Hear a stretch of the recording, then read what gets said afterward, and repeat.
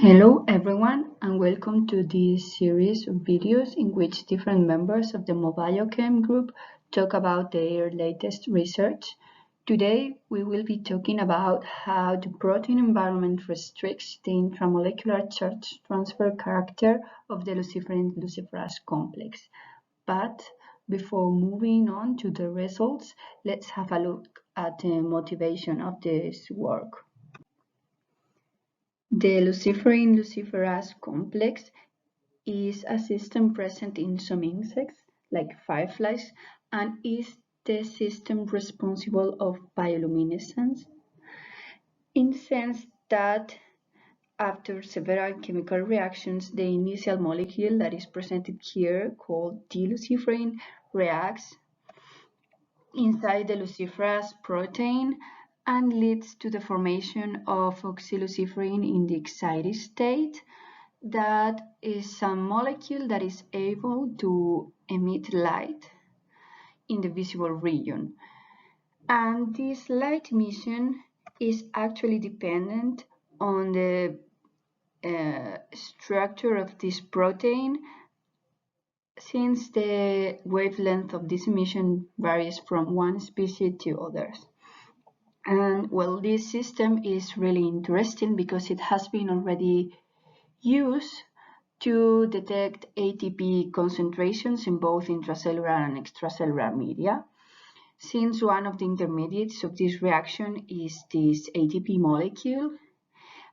And probably the most interesting application of this system is in bioimaging, since it allows to literally illuminate cancer cells, and that is why we are interested on studying this system.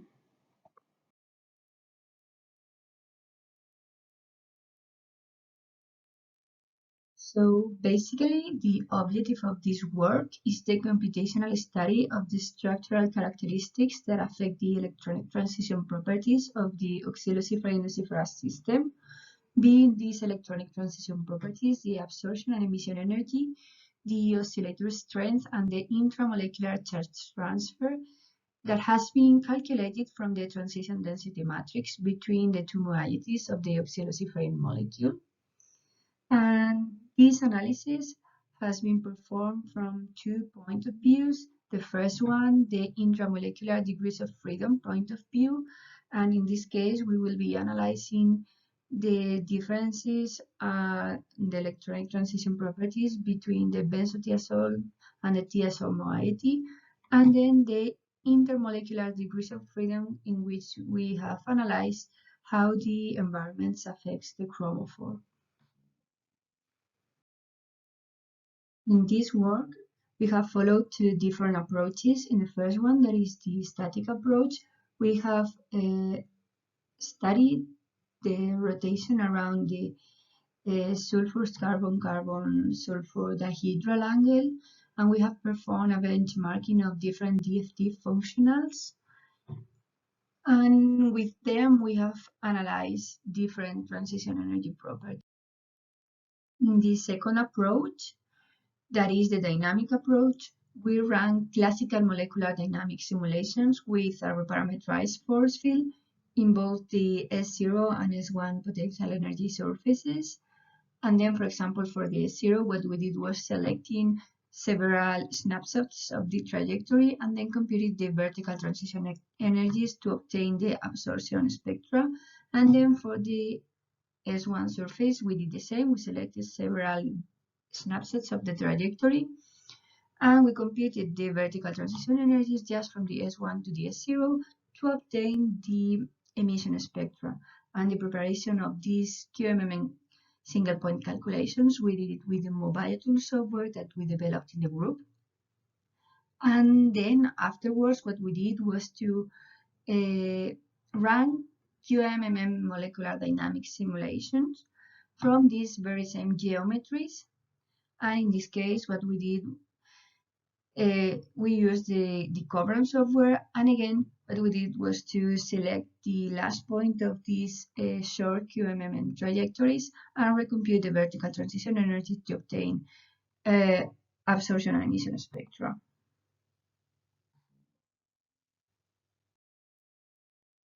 And now, moving on to the results, we have analyzed the effect of the carbon-carbon torsion on the potential.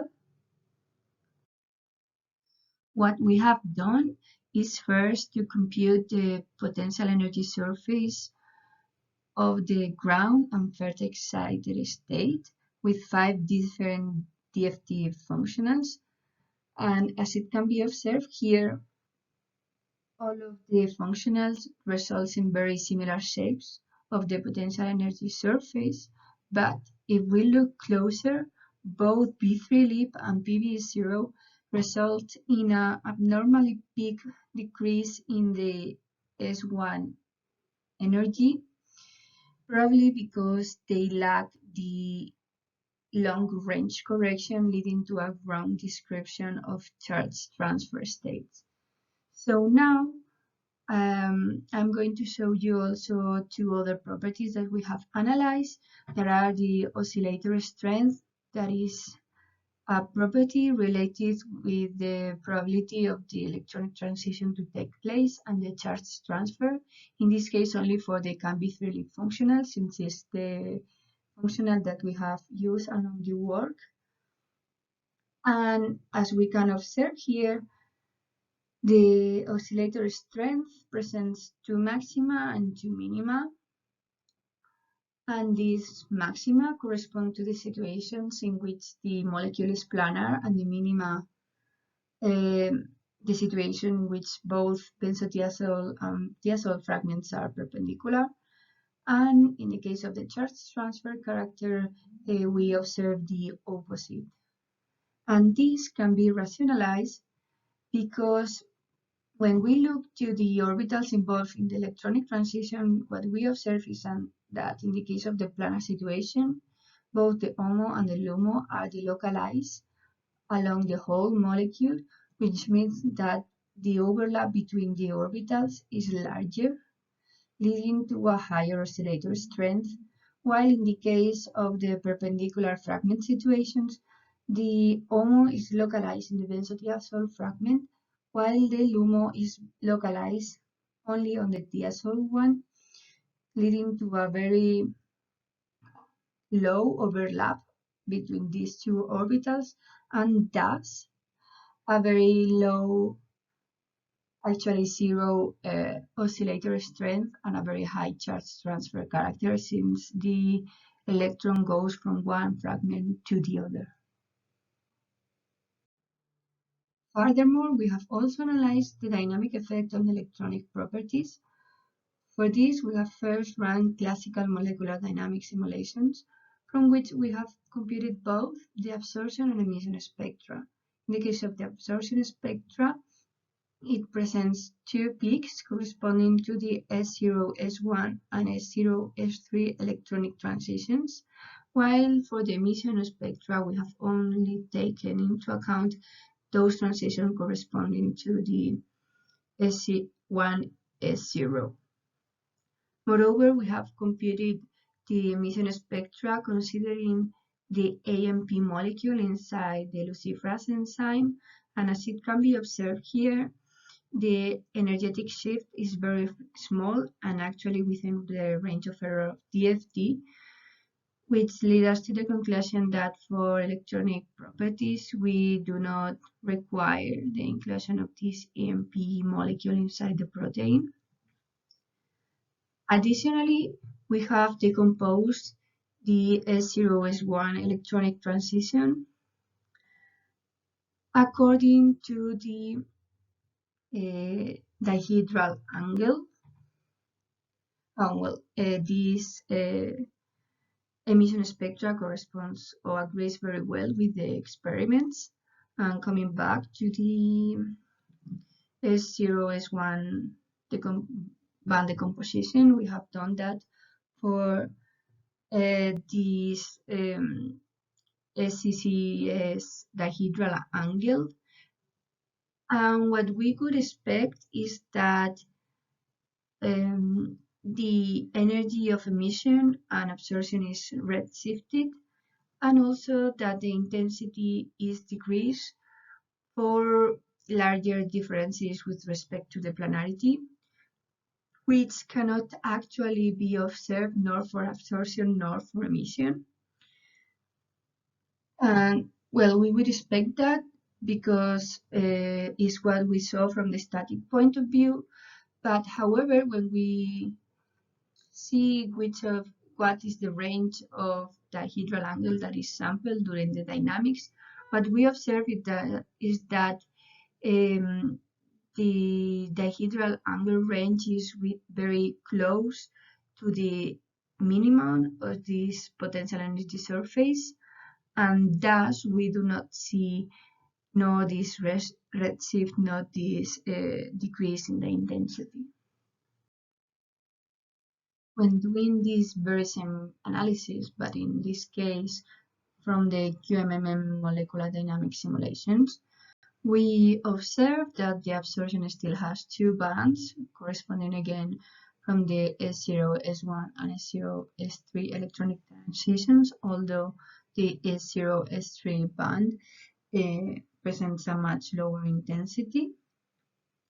And again, the emission peak is very close to the experimental value. And in this case, when we decompose the S0, S1 electronic transition band, we do see this expected shift towards the lower energies and also the decrease in the intensity of emission or absorption. And that happens because QMM molecular dynamic simulations allow us to sample a wider dihedral angle range in comparison with the classical molecular dynamics. And what happens when we analyze the charge transfer character? Well, we actually cannot observe any correlation between this property and the distortion of the dihedral angle as one would expect from the static point of view. And that can be due to not large enough torsional motion for a significant amount of time, or because the effect of some not analyzed degrees of freedom. And since we did not find any correlation between the distortion of this dihedral angle and the charge transfer, what we did was to try to correlate it with the whole geometry of the chromophore. And for that, what we did was to take the 20 geometries with the lowest charge transfer value and the 20 geometries with the largest charge transfer value, and we gathered them into two different clusters and computed for each cluster the root mean square displacement, which I present here the results, and then for the average geometry for each of these clusters, we computed again the root mean square displacement between the clusters, and actually what we observe is that the root mean square displacement between clusters is smaller than that within each of the clusters, which means that there is not significant differences between the clusters, so there is no geometrical relation with the charge transfer either. So, in principle, with what we have seen up to now, is that the structure of the chromophore does not correlate with the charge transfer character of the transition. So what we did next was to analyze the effect of the polarity of the environment on this property. And for that, what we did was to compute the radial distribution function of the oxygen atom of the water molecule surrounding the chromophore on each of the oxygens of the chromophore that are the one on the benzodiazole moiety and that of the diazole moieties.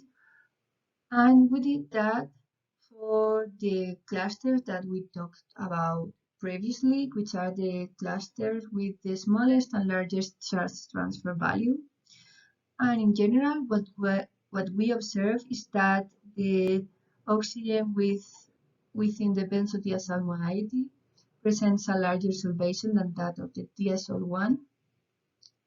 And what we also observe is that the oxygen of the benzodiazole moiety of the cluster with the largest charge transfer cluster presents a larger solvation than that of the smallest charge transfer cluster.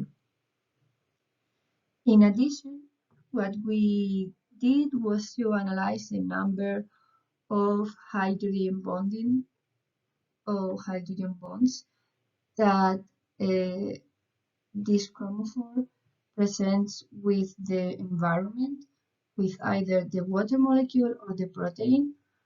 And what we observe is that when looking at this number of hydrogen bonds and considering a donor-acceptor distance and angle cutoff of 3 angstroms and 150 degrees respectively, is that the hydrogen bonding between water and the chromophore is less important in the cases of the smaller charge transfer number cluster. Contrary, the number of hydrogen bonds between the protein and the chromophore is very similar for both clusters. However, in the case of the smallest charge transfer number cluster, the water molecules are only present around the oxygen of the benzodiazole moiety, while for the largest charge transfer number cluster, they surround both oxygen atoms. And when the effect of the whole environment, the water molecules and the proteins is considered, it can be observed that the cluster of geometries with the largest charge transfer number presents a higher number of hydrogen bonds, mainly around the diazole oxygen atoms. This result is actually coherent with the electron transfer direction during the excitation, which happens from the benzodiazole to the diazole moiety. A large positive charge around the diazole fragment due to the presence of the hydrogen atoms interacting with the oxygen atom of the oxyluciferin stabilizes the charge transfer state. In summary, the charge transfer character of the electronic transition cannot be rationalized in terms of a set of intramolecular degrees of freedom, but it correlates well with the solvation of the oxygen atom of the diazole moiety.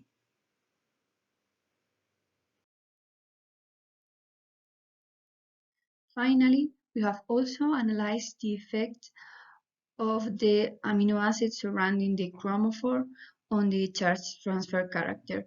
For this, we have first computed the binding free energy per residue for the closest residues to our oxyluciferin molecule.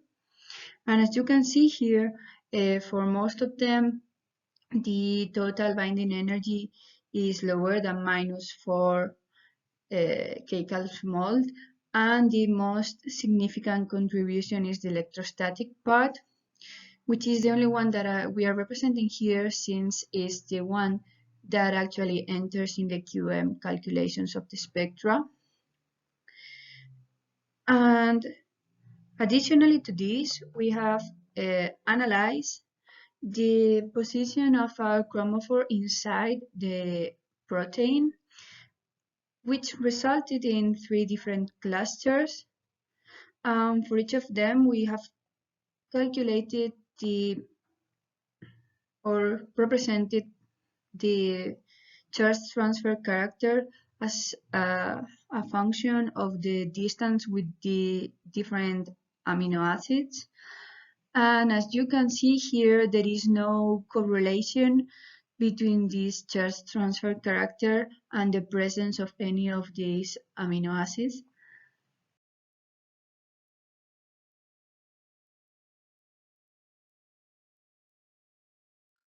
So just to finish, let's see some of the main conclusions of this work. Firstly, we have seen that the electronic transition properties highly change around the torsion, that QMMMD samples a slightly larger region of the conformational space around the torsion, which leads to small redshifts and hypochromism. And we did not observe correlation with charge transfer values, as in classical molecular dynamics. And we have neither see intramolecular correlation with the charge transfer, but we have observed that larger charge transfer values correlate with a more polar environment. And again, no correlation was observed between the protein environment and the charge transfer, because this charge transfer is affected by a complex combination of different degrees of freedom. So thank you all for your attention, and see you in the next video.